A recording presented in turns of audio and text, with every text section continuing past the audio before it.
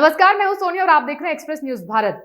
जयपुर नगर निगम में 2 साल पूरे होने पर एक्सप्रेस न्यूज भारत की टीम ने वार्ड पार्षद सुभाष व्यास के वार्ड 34 का दौरा किया और वहां की जनता से जाना कि 2 सालों में कितना काम किया गया। इस दौरान जनता ने क्या कुछ कहा, देखिए इस रिपोर्ट में। शकील अहमद। देखिए, आपके जो पार्षद है 2 साल कंप्लीट कर चुके हैं, कार्यकाल कैसा रहा उनका?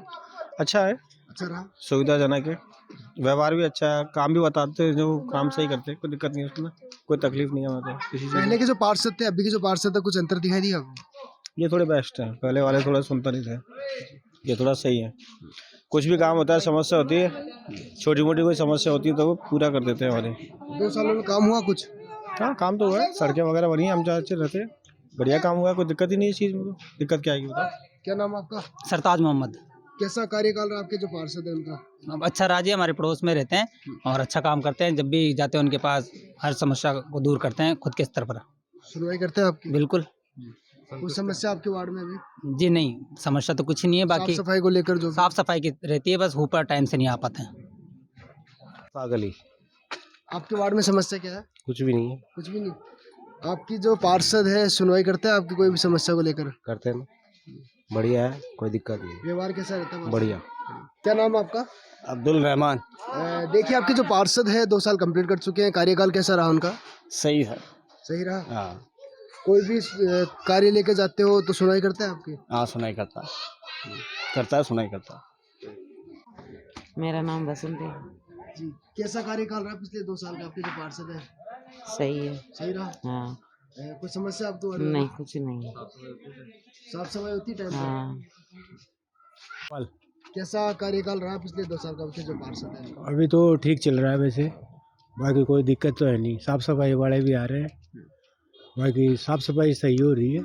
समस्या क्या है आपके वार्ड में अभी? समस्या तो ये कभी कभी कचरे वाले गायब हो जाते हैं, कभी कभी, कभी बाकी रोज नहीं होते, बाकी साफ सफाई हो। वोटों के लिए तो आते हैं, लेकिन वोट लेने के बाद में कोई नहीं आते, ये है।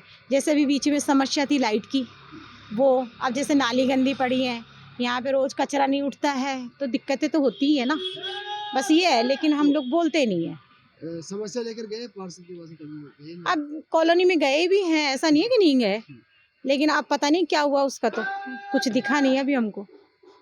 कचरे की गाड़ी नहीं आती है? कचरे की गाड़ी आती है, बीच में कभी बंद होती है, कभी आ जाती है।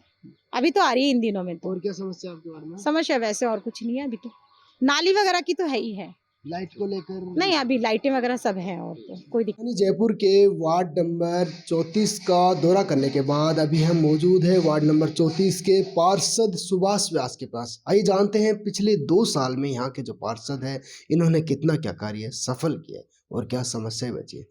सर, सबसे पहले तो एक्सप्रेस न्यूज़ भारत पर आपका स्वागत करता हूं मैं, और मैं आपसे जानना चाहूँगा कि 2 साल आपके कंप्लीट हो चुके हैं, क्या कार्य हुए आपके द्वारा?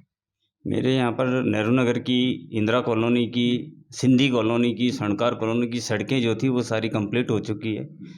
नियमन का सरकार 3 बार प्रशासन शहरों के संग अभियान चलाकर 3 बार कैंप लगाई, लेकिन यहाँ लोगों को पट्टों की राहत नहीं मिली। मेरे यहाँ पर 2 कच्ची बस्तियाँ भी हैं, उन कच्ची बस्तियों में पट्टों का वितरण नहीं हुआ है। देखिए, 2 साल के कार्यकाल की बात करते हैं। चुनाव अभियान के दौरान आपने वादे क्या किए थे आपकी जनता से? मैंने जो वादे किए थे वो मैं 60% के ऊपर 2 साल में पूरे किए हैं। मैंने एक तो सफाई को लेकर इनसे कमिटमेंट किया था कि मैं सफाई प्रॉपर रखूँगा, और मेरा प्रयास है कि मैं आज भी सुबह 4 घंटे वार्ड में घूमता हूँ कर्मचारियों के साथ, और खुद दौरा करता हूँ और कर्मचारियों को लगाता हूँ, और सफाई पर मैंने विशेष फोकस दे रखा है। लेकिन फिर भी कई जगह जो जनता है वो कह रही है कि सफाई पर ध्यान नहीं दिया जा रहा है। मेरे वार्ड में 15,000 मतदाता हैं। मेरा पड़ोस का वार्ड है, वार्ड नंबर 35, वहाँ 6,000 मतदाता हैं। वहाँ 58 कर्मचारी हैं, मेरे पास 20 कर्मचारी हैं। 20 कर्मचारियों से मैं इतने बड़े वार्ड को लेके किस तरह से मैनेज करता हूँ वो मुझे पता है। बहुत दिक्कत आ रही है कर्मचारियों को लेकर। वर्तमान में समस्या क्या आ रही है आपके वार्ड में, अभी क्या बची है? ये जो भेदभाव कर रहे हैं ना सरकार, जो मेरे साथ, बीजेपी का मैं पार्षद हूँ इसलिए मेरे साथ जो भेदभाव हो रहा है, इस भेदभाव की वजह से मैं थोड़ी सी समस्या से जूझ रहा हूँ। बाकी और कोई दिक्कत नहीं, क्योंकि यहाँ 3-3 महापौर रहे जयपुर शहर के। इस वार्ड से, जिस वार्ड से मैं पार्षद हूँ, यहाँ 3-3 महापौरों के साथ मैंने कदम से कदम मिलाकर विकास की कड़ी को आगे बढ़ाया है, खूब काम किया है, अनुभव बहुत अच्छा। लेकिन प्रताप सिंह जी खाचरियावास जो मंत्री हैं, उन्होंने मेरे को व्यक्तिगत टारगेट कर रखा है। हर जगह हर काम में मेरे रोड़े अटकाते हैं। मेरे खुद के बाहर देखो, घर के बाहर की सड़क को इंटेंसली अधिकारियों को कह रखा है कि बीजेपी का पार्षद है तो इसकी सड़क नहीं बननी चाहिए, नहीं बन रहे। अधिकारी साहब बोलते हैं कि प्रताप जी से कहलवा दो, आप बना देंगे। मेरे यहाँ बहुत खड्डे हो रहे हैं, मेरी खुद के घर के बाहर खड्डे हो रहे हैं, नहीं बनाने दे रहे। देखिए, आपके जो कार्यकाल है उसको 3 साल और बचे हैं जी, फ्यूचर प्लानिंग क्या है एक आदर्श वार्ड बनाने को लेकर? मेरी सबसे पहले इच्छा है कि बसी सीतारामपुर एक कच्ची बस्ती है, आज़ादी से पूर्व की कच्ची बस्ती है, मेरा जन्म स्थल ही है, वहीं की है। और आज तक सरकारें आई गई, मेरी पहली प्राथमिकता है कि मैं बसी सीतारामपुर और प्रेम कॉलोनी का नियमन करूं, हर घर को पट्टे मिले। देखिए सुभाष जी, मैं आपसे जानना चाहूँगा, चिकित्सा या शिक्षा क्षेत्र में कुछ काम हुआ पिछले 2 साल में आपके द्वारा? 2 बार मैंने कैंप लगाए हैं, प्राइवेट हॉस्पिटलों के सहयोग से मैंने 2 बार कैंप लगाए। समय समय पर हॉस्पिटल और डॉक्टर से मैं संपर्क करके यहाँ की जांच के लिए कैंप लगाता रहता हूँ।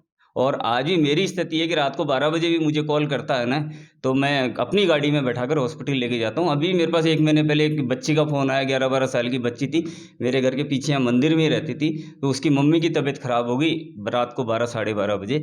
बोले पार्षद साहब बोल रहे हो? मैं बोला हाँ। बोले मेरी मम्मी की तबीयत बहुत ज़्यादा ख़राब होगी, हॉस्पिटल लेके जाना है। फिर हमारी एक महिला कार्यकर्ता है नीलम जी पारिक, मैंने उनको साथ लिया, फ़ोन ले उनको कलेक्ट करके और उन महिला को ले जाके कंवटिया हॉस्पिटल इलाज कराया, रात को 1:30 बजे वापस लेके आया। तो इसलिए मेरे वार्ड में चिकित्सा को लेकर तो मैं खुद तत्पर रहता हूँ। देखिए, जब हम वार्ड का दौरा कर रहे थे उस टाइम पर कई लोगों ने ये कहा कि आपकी जो वाइफ है वो नेत्रहीन है और आप घर के काम के साथ साथ आप वार्ड में भी एक्टिव रहते हो। तो क्या घटना घटी थी कि यार आपकी वाइफ जो नेत्रहीन हुई, उसको लेकर क्या कहोगे आप? वो मेरे जीवन का दुखद पल है।